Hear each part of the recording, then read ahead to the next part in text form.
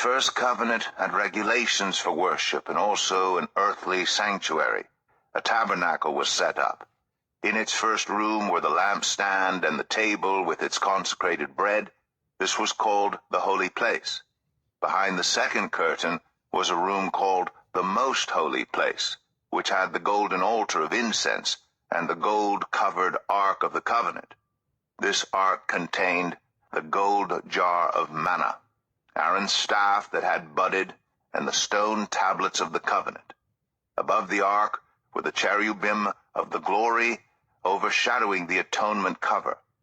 But we cannot discuss these things in detail now. When everything had been arranged like this, the priests entered regularly into the outer room to carry on their ministry. But only the high priest entered the inner room, and that only once a year, and never without blood, which he offered for himself and for the sins the people had committed in ignorance. The Holy Spirit was showing by this that the way into the most holy place had not yet been disclosed as long as the first tabernacle was still functioning. This is an illustration for the present time, indicating that the gifts and sacrifices being offered were not able to clear the conscience of the worshiper. They are only a matter of food and drink and various ceremonial washings, external regulations applying until the time of the new order.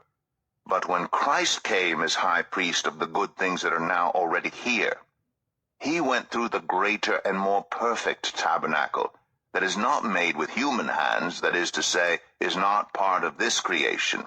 He did not enter by means of the blood of goats and calves, but he entered the most holy place once for all by his own blood, thus obtaining eternal redemption.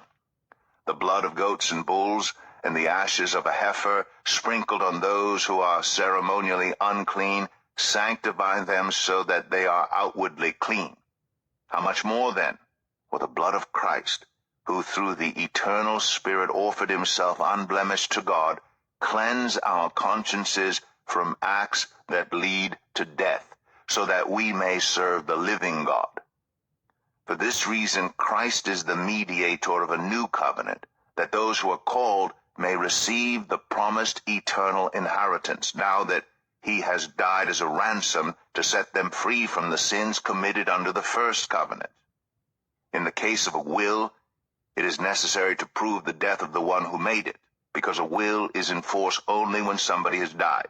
It never takes effect while the one who made it is living. This is why even the first covenant was not put into effect without blood.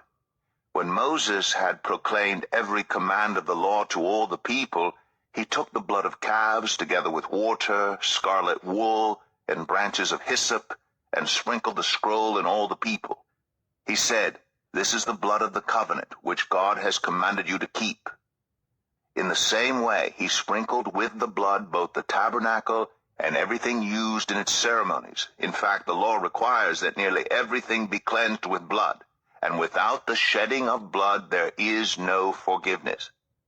It was necessary, then, for the copies of the heavenly things to be purified with these sacrifices, but the heavenly things themselves with better sacrifices than these. For Christ did not enter a sanctuary made with human hands that was only a copy of the true one. He entered heaven itself, now to appear for us in God's presence. Nor did he enter heaven to offer himself again and again the way the high priest enters the most holy place every year with blood that is not his own.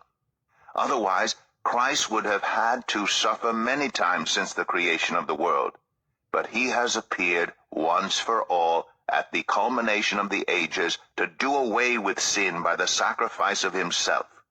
Just as people are destined to die once, and after that to face judgment, so Christ was sacrificed once to take away the sins of many, and he will appear a second time, not to bear sin, but to bring salvation to those who are waiting for him.